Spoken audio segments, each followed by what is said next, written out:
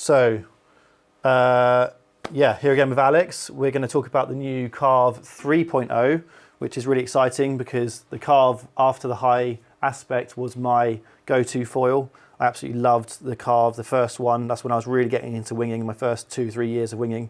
That's what I was using the most of. The Carve originally came from a kite foil. That was quite a big seller for us, and still is. It still is actually an active product for the kiteboarding range.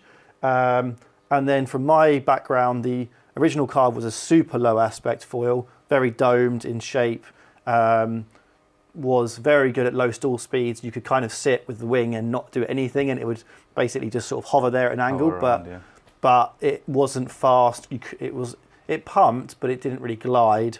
And then, the 2.0 probably has been, which is this one here, which a lot of people have got, and actually it's very popular for kite surfing as well. I'd say it's probably this and the Glide are probably our best selling foils, but more recently it's really gone into its own world with the Freestyle, obviously because it's aggressive lift, which I imagine you'll say comes from the low aspect and the shape, but very, very fast as well, which I think I wouldn't say would originally have been necessary for wave, but everyone who's ridden it, they don't go, it's too fast. They really enjoy the speed. It helps you sort of link up your carves, and because it's so stable, I find that speed isn't scary. Like, it's usable, but you do need a fairly powerful wave. And I would say the only sort of thing that me and Nick talk about with the Carve is the pumpability was a little bit low on the 2.0. Where was I going to go with this? What do you think was not necessarily wrong? What were the bits that you wanted to work on with the 2.0 before we go on to what actually has happened with the 3.0? You already mentioned that point, the pumpability. Especially when you use it in waves, you need a bit more pump, especially when you try to use it for proning or something like that. There are people out there who could handle it, but it's super difficult. And that was one point what we tried to improve. And except from that, you have these a bit down looking tips, and the angle of the tips on the 2.0 affects the breaching behavior. So when you have a breaching with the 2.0, you will normally end up in a ventilation. Because the first one, you could do anything, and I remember being in Brighton, massive, like well over head high waves, and it was really rough. I was like, I'm going to absolutely cane myself on the original. Coming out breaching, it would still kind of come down and settle itself.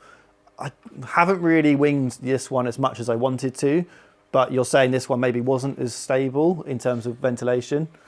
Which is what I guess you've then improved with the 3.0. And how have you, let's just go straight on to that point, how have you done that? I can see the tips actually. Is this the whole moustache thing that we were talking about? That's the main point. This moustache thing, because the flatter the angle of the tips, the better the breaching behavior. You could also get a better breaching when you change the profile. So we decided to change the profile in the direction of the tips. So first of all, you have these moustache style with a pretty flat angle at the tips, what helps for the breaching. And we used a more powerful, more cambered profile compared to the former one. And that's the camber's the bit here on the bottom side? The camber is the curve in the bottom. I don't know if you can see it in the video, but it's really deep around the fuselage part here. And the tips are not that powerful compared to the middle section. What also helps for the breaching behavior. And we already started to talk about this belly more or less. When you put it like this, you have these belly-like shape. And a lot of the Duotone foils, the modern ones, even the Glide, have that bigger section in the middle, and I really like that for pumping. Is that where you get for me, it feels like where the power comes from. You get a bit more feedback because the area is directly more or less under your feet where you push against where you're pushing it. And it also generates more lift in the middle, what also helps to give the complete foil a bit more control.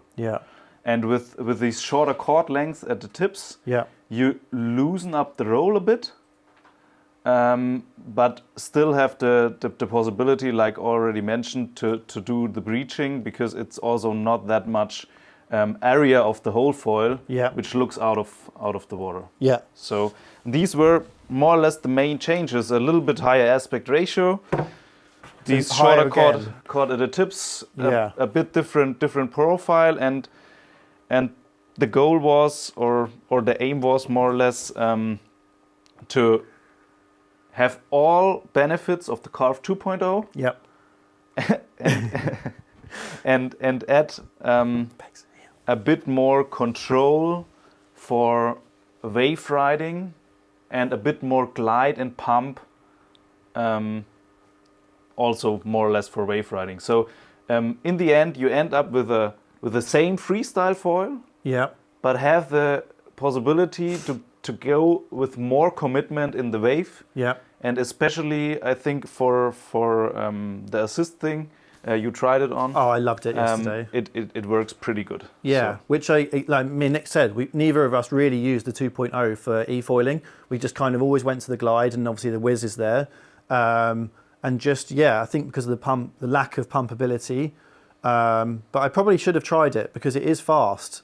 But what's interesting is the foil seems to be going more and more high aspect, but they still seem to have the low stall speed. Like, how do you do that? Because in my experience with the range, when you go to the glide, it doesn't have, that's the higher aspect, it doesn't have the stall speed. So how have you managed to get the stall speed in a more higher aspect version of the Carve? Is that something to do with the camber, the deep belly? Yeah, is that the that came from the or comes from the camber, and it's mainly affected by the profile you use. Right. So when you say profile, is that if you would cut this foil here, then you would see in the cross section like an airplane the wing. profile. Yeah. Okay. So yeah, I mean, it's super interesting how they keep going high aspects, and I guess customers obviously focus on the surface area, the 950, the 1050, whatever the sizes are, but they also then come in and go, well, what's the aspect ratio? Yeah. But this is getting more complicated because it's a higher aspect, but I would say it has a better pumpability and a better stall speed than the original, or the 2.0. So it's like, got really nothing to do with either of those numbers, but they are a guide. Yeah, I also understand that it could be super confusing for the customer, because in the end, what we already discussed at the beginning, the profile has a lot of influence. Yeah. And you could have a foil more or less with the same specs, more or less same looking, same aspect ratio, same surface area, but a different profile could change everything. Yeah. So, especially when you do transitions from the profile to, and use a different profile in the middle to the tips and change something here and there. Just from a designer's description, what is aspect ratio? What actually is that? What dimensions? Which calculation is the aspect ratio? That's more or less the relation between span and chord length. But you have to chord length that way. Yeah, the chord length. Right, so it's mainly the top view. Yeah. So it doesn't really take into account the curvature. No, it doesn't into account the curvature. It's only top view.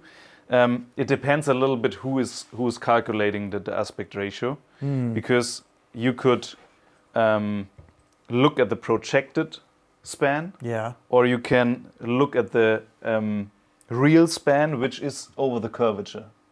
Right. And over the curvature is longer. So how did Duotone do it?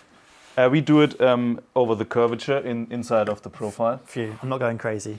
Yeah. Good, because that's what I've always said, that the lower aspect ones were more curved that way. I guess, is it a combination of the aspect ratio is a combination of the curvature but also the surface area, because you could almost make up more width if you had a bigger foil. But the reason why you have to calculate over the surface area is because then you get rid of you normalize your foil. Yes. Because you don't have the same chord length over the complete foil, so you have to calculate it over the surface area to have it more or less normalized. Yeah. Okay, good. That's the reason why you when you see a calculation, you see the area and the span. Yeah. So within that area, what's the width and what's the chord length? Yeah. Okay. I think my idea in my head was pretty good, which I'm pleased because it is how I kind of describe the duotone range. And so even though this is higher aspect, it is, I would say, on the go ahead on it yesterday, it is got better stall speed. It's so direct. I think I'm going to be using this foil an awful lot. Like, I really like the glide, but I do miss being on the carve. But I found generally on the south coast the waves weren't powerful enough. But because this has got some of the low stall speed back and the pumpability, I think this is going to be really interesting. And the range and the diversity that this foil has, obviously for winging. Now I'm going to try and use it a bit more e-foiling. It's amazing. Do you think it's still going to be as good for kite foiling? It's not something that I do very regularly. I guess I think it's also more efficient. I think I could go, but how the sizing's going, because I lived on the 850. There was the 1100, but I found it was a bit too efficient for me, like, because I'm very light. This is obviously the 950. What's the next size down after the 950? 800. Yes, so that might be what I'll be on. we have 500, 650, 800, 950, 1100. Yeah. And in SLS version also 1350. Nice big one. Yeah. Which would be very good for beginner e-foiling, actually. Yeah. Stabilizers. So there is another stabilizer. They've got PX. Yeah, that's the update of the P. And it's fairly similar. Yeah, but on the first look, you don't see the real difference. There's only a small adjustment, more or less, in the profile and in the twist. Yeah, it's curved. Oh. So, yeah, I'd say the like. Am I right in saying that the what's it called? Not the leading edge, the trailing edge. Trailing edge is more curved. A little bit. It's really a tiny bit different, but. Yeah, it makes a big difference. So we tested a lot there and compared both, and we ended up that these stabilizers are a real update. So we call it PX, and we also reduced the size by 5 cm, square cm. And do you think, in your experience of what you've developed with this one, the PX would improve the original 2.0, or is it because it is paired with the 3.0? No. If you currently use the 2.0... Peggy, what's this? 1 second. Oi. Naughty dog. Look, get excited about stabilizers. Stop. Sit. Sorry, carry on.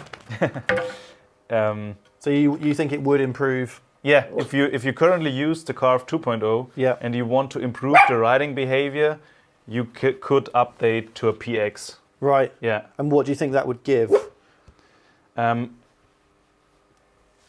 think it gives it a bit more control. Yeah. But it's really hard to describe the difference between both. But yeah, you have to feel it. It feels different. Yeah. And feels better. So it's sometimes you're doing a really good job at explaining this, because I'm a very kinetic learner. Like, I can see it, but until you use it, it's, we're all doing these sports because how it impacts how it feels on the water. And I think a lot of it comes from sensation. Anything to do with shims? I'm not particularly a shim person. I think Nick was saying that he's using it with a minus on the 3.0 to reduce a bit of front foot pressure. He mentioned. Yeah. But normally you don't need to shim it. We try to give the customer the perfect setup. Yeah. And only if you have preferences, more front foot, less front foot pressure, then you can adjust it by using a shim or moving the mast in a different position. That's exactly it. I can't be bothered with the shims. I generally use them out the bag. and then use them a lot as they are, and you kind of get used to it and adjust the mast position.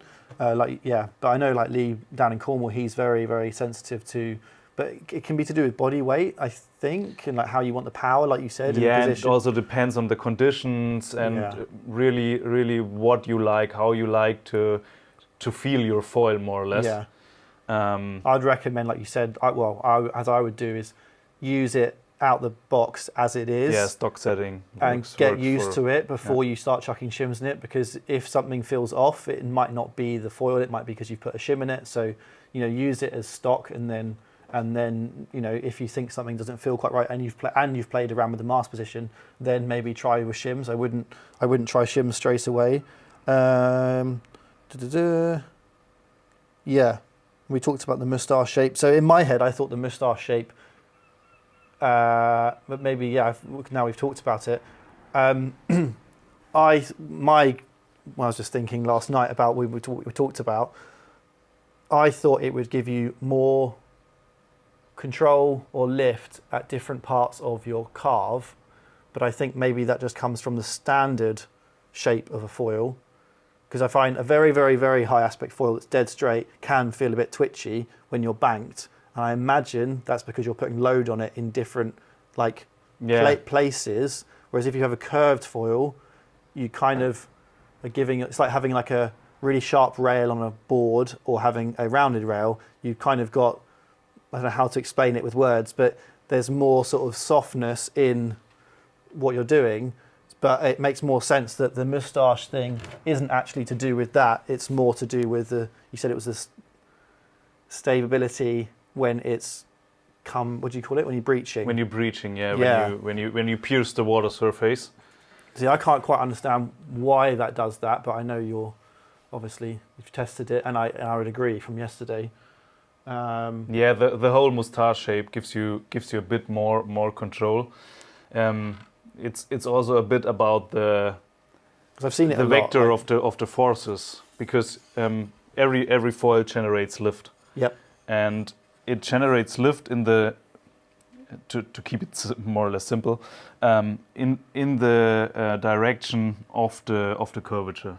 Mm-hmm. So here you have the force vectors going upwards like this, and here it goes upwards like this. Yeah. So that also explains a bit that the riding behavior must be different. Yeah. And it's the case that it gives you more control, and the whole foil gives you, especially in waves, more control and speed, like we designed it. Yeah. So hopefully I can do a video of Nick or talk to Nick at some point, but he's been using it a lot before it's obviously been released, and I'll release this video when it has gone out. But yeah, it's definitely the step that it needed to go. We didn't need to go, but it's definitely an improvement. If you've used the Carve and you liked, this was one of the first D-Lab foils. If you've used that, and a lot of people have now, do definitely get in touch and come and try the 3.0. I think you're going to be very, very happy especially if you've already used that and you liked it. It's going to be a very good all-round foil for almost everything. Cool. Thank you. Yeah, you're welcome.